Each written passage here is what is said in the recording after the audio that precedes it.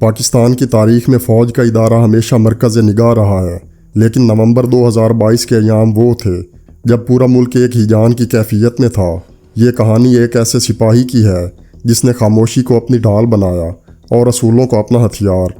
General Asim Munir کی تقرری محض ایک سرکاری نوٹیفیکیشن نہیں تھا، بلکہ یہ ایک طویل جدوجہد، سیاسی کشمکش اور پیشہ ورانہ دیانت کی فتح تھی۔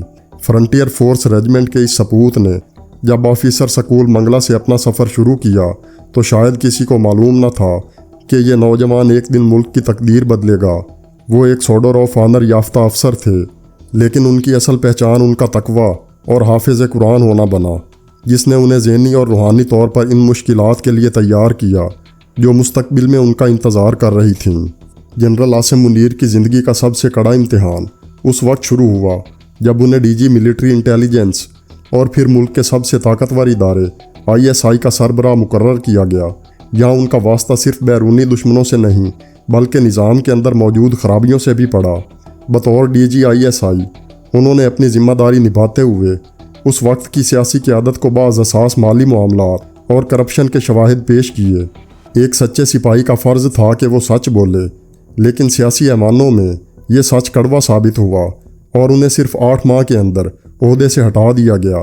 یہ پاکستان کی تاریخ کا ایک غیر معمولی واقعہ تھا جس نے ظاہر کر دیا کہ جنرل عاصم منیر کسی سیاسی دباؤ کو قبول کرنے والے انسان نہیں ہیں۔ ان کی اس سزا کو ان کے کیریئر کا اختتام سمجھا جانے لگا، لیکن یہ تو دراصل ان کے عروج کی ابتدا تھی۔ ISI سے ہٹائے جانے کے بعد انہیں کور کمانڈر گوجرانوالا مقرر کیا گیا۔ یہ وقت ان کے لیے ایک طرح کی سیاسی جلا وطنی جیسا تھا، جہاں انہیں منظر عام سے دور رکھنے کی کوشش کی گئی، لیکن ایک پیشہ ور فوجی کے لیے ہر پوسٹنگ ایک مشن ہوتی ہے۔ انہوں نے اس دورانیے میں اپنی توجہ اپنی پیشہ ورانہ مہارتوں اور جوانوں کی تربیت پر مرکوز رکھی۔ اس دوران ان کے خلاف پس پردہ کئی مہمات چلائی گئیں۔ افواہیں پھیلائی گئیں کہ وہ سینیورٹی لسٹ میں پیچھے رہ جائیں گے یا انہیں کسی متنازع معاملے میں الجھا دیا جائے گا، لیکن وہ خاموش رہے کیونکہ وہ جانتے تھے کہ حق کو دیر تو ہو سکتی ہے مگر شکست نہیں۔ نومبر 2022 کا آخری ہفتہ پاکستان کی تاریخ کا سب سے اعصاب شکن ہفتہ تھا۔ جنرل قمر جاوید باجوہ کی ریٹائرمنٹ قریب تھی اور general Asim Munir seniority list میں سب سے اوپر تھے۔ یہاں ایک عجیب تکنیکی رکاوٹ کھڑی کرنے کی کوشش کی گئی۔ ان کی ریٹائرمنٹ کی تاریخ 27 نومبر تھی، جبکہ نئے چیف کی تقرری 29 نومبر کو ہونی تھی۔ سیاسی حلقوں میں یہ بحث چھڑ گئی کہ کیا ایک ریٹائر ہونے والا افسر آرمی چیف بن سکتا ہے۔ مخالفین نے ایڑی چوٹی کا زور لگایا، قانونی پیچیدگیاں ڈھونڈی گئیں، ایوان صدر سے فائلیں روکنے کی دھمکیاں دی گئیں اور سوشل میڈیا پر ان کے خلاف منظم مہم چلائی گئی۔ عوام کو یہ تاثر دیا گیا کہ شاید میرٹ کو ایک بار پھر سے قربان کر دیا جائے گا۔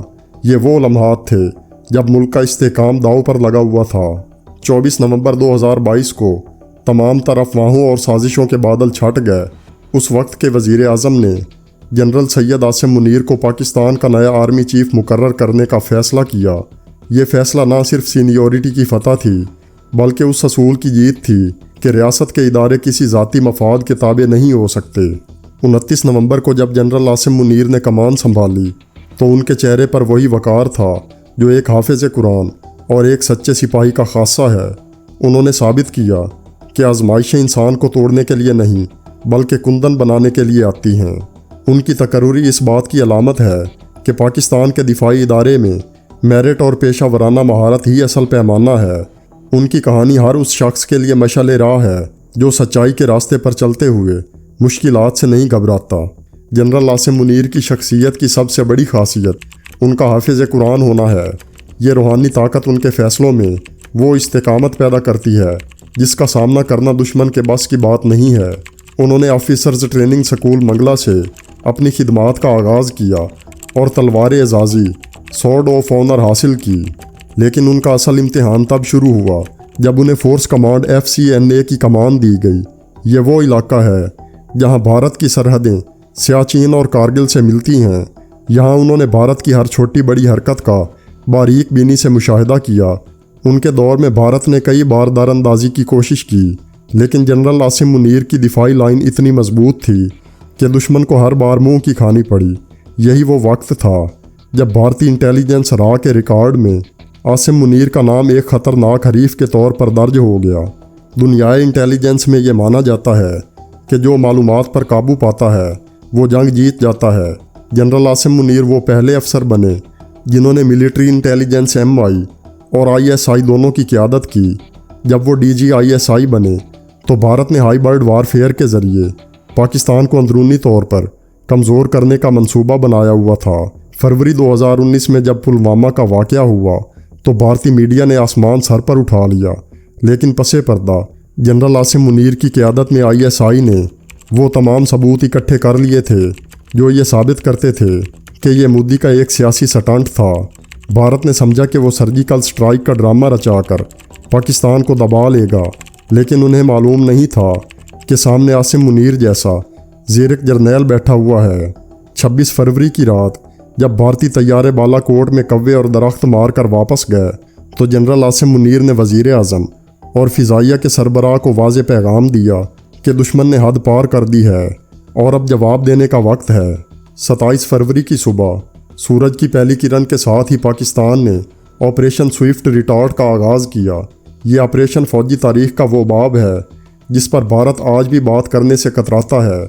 जनरल आसिम मुनीर की फराहम करदा इंटेलिजेंस की बुनियाद पर पाक फ़िज़ाइया ने भारत के दिफाई निज़ाम को अंधा कर दिया। जब अभिनंदन का MiG-21 गिरा और वो गिरफ्तार हुआ तो भारत के पास छुपने की कोई जगह न थी। पूरी दुनिया ने देखा कि एक एटमी मुल्क का पायलट पाकिस्तान की कैद में है और उसे वो इज़्ज़त दी जा रही है जिसका तसव्वुर भारतीय फ़ौज अपने हाँ नहीं कर सकती थी। भारत की शर्मिंदगी उस वक्त इंतहा को पहुंच गई जब उन्होंने अपने ही हेलीकॉप्टर MI-17 को अपने ही मिसाइल से गिरा दिया, क्योंकि वो पाक फ़िज़ाइया के खौफ से बौखला चुके थे। इस पूरी कामयाबी के पीछे वो खामोश हिकमत अमली थी जो GHQ में जनरल आसिम मुनीर तरतीब दे रहे थे। मई 2025 दुनिया एक नए आलमी निज़ाम की तरफ बढ़ रही थी, लेकिन जनूबी एशिया के अफक पर जंग के काले बादल गहरे हो रहे थे। भारत जो अपनी दाखिली सियासत और मुआशी बहरान से तवज्जो हटाने के लिए हमेशा पाकिस्तान कार्ड इस्तेमाल करता आया था, इस बार एक ख़तरनाक मुहिम जोई की तैयारी कर चुका था। लेकिन दिल्ली के ईवानों में बैठे मंसूबा साज एक बात भूल गए थे। पाकिस्तान की कमान एक ऐसे सिपा सलार के हाथ में थी जो न सिर्फ मैदान जंग का माहिर था बल्कि जिसके पास इंटेलिजेंस की दुनिया का वसी तरीन तजुर्बा था।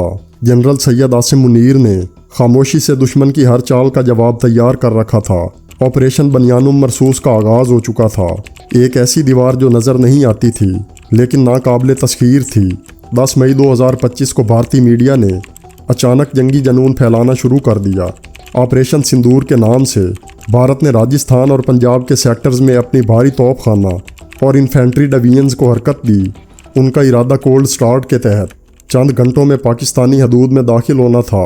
भारत ने इस बार अपनी नई खरीदी गई हाइपरसोनिक मिसाइल टेक्नोलॉजी और इसराइली साख्ता ड्रोन्स पर तकिया कर रखा था।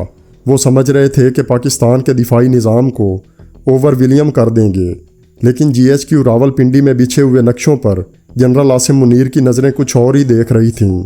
ऑपरेशन बनियानुम मरसूस का पहला मरहला खामोश जंग था। इससे पहले कि गोला फायर होता, पाकिस्तान के साइबर कमांड ने भारतीय फ़ौज के इंटीग्रेटेड बैटल ग्रुप्स का राब्ता मुनक़ता कर दिया। जनरल आसिम मुनीर की हिदायत पर पाकिस्तान ने अपनी मकामी तौर पर तैयार करदा इलेक्ट्रॉनिक वारफेयर इस्तेमाल की, जिसका नतीजा ये निकला कि भारतीय रिडार्स पर घूस्ट इमेजेस बनने लगीं। उन्हें लगा कि सैकड़ों तैयारे उनकी तरफ आ रहे हैं, जबकि फ़िज़ा खाली थी। भारतीय कमांड एंड कंट्रोल सिस्टम में ऐसा इंतशार फैला कि उनके अपने ही अफसरान एक दूसरे के खिलाफ अहकामात देने लगे। ये ऑपरेशन बनियानुम मरसूस की पहली ईंट थी जिसमें दुश्मन को ज़हनी तौर पर मफलूज कर दिया था। 7 और 8 मई 2025 की दरमियानी शब भारतीय टैंकों ने जैसे ही बैनुल अक़वामी सरहद अबूर करने की कोशिश की, ज़मीन फट पड़ी। ये रिवायती जंग नहीं थी। जनरल आसिम मुनीर ने आर्टिलरी और डिवीजन इंटीग्रेशन का वो मॉडल पेश किया जिसकी मिसाल जदीद जंगों में नहीं मिलती। पाकिस्तान के शाहपर 3 ड्रोन्स ने बुलंदी से भारतीय अर्जुन टैंकों को निशाना बनाया। भारत का फ़ख्र कहलाने वाला S-400 missile defence system Pakistani फतह 2 मिसाइलों के सामने बेबस हो गया। भारत की नाकाम रियासत की फ़ौज में भगदड़ मच गई। उनके सिपाही अपने जदीद हथियार छोड़कर पीछे हटने लगे, क्योंकि उन्हें समझ ही नहीं आ रहा था कि हमला कहाँ से हो रहा है। पाकिस्तान की इन्फेंट्री ने सीसा पिलाई दीवार बनकर दुश्मन का रास्ता रोका और फिर उन्हें उनकी अपनी सरहदों के पीछे धकेल दिया। 20 मई 2025 तक भारत को समझ आ गया कि वो ये जंग हार चुका है। उनके कई सीनियर अफसरान को गिरफ्तार कर लिया गया था। भारतीय फिजाइया के वो तैयारे जो परवाज़ भरने की कोशिश करते, वो पाकिस्तान के JF-17 थंडर बुलॉक 3 का शिकार बन जाते। जनरल आसिम मुनीर ने दुनिया को पैगाम दिया कि हम अमन चाहते हैं, लेकिन हमारी शराफत को कमज़ोरी न समझा जाए। भारत की रुसवाई आलमी सतह पर इतनी बढ़ी कि उनके इत्तेहादियों ने भी उनसे मुंह फेर लिया।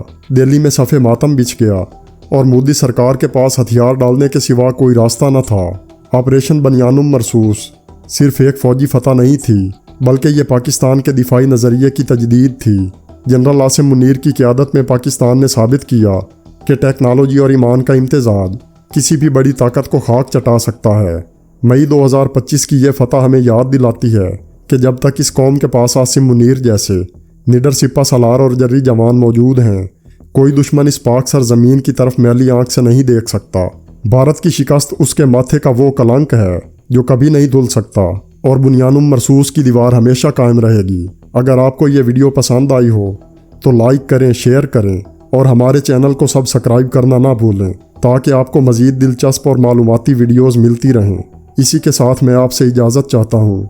अल्लाह हाफिज़।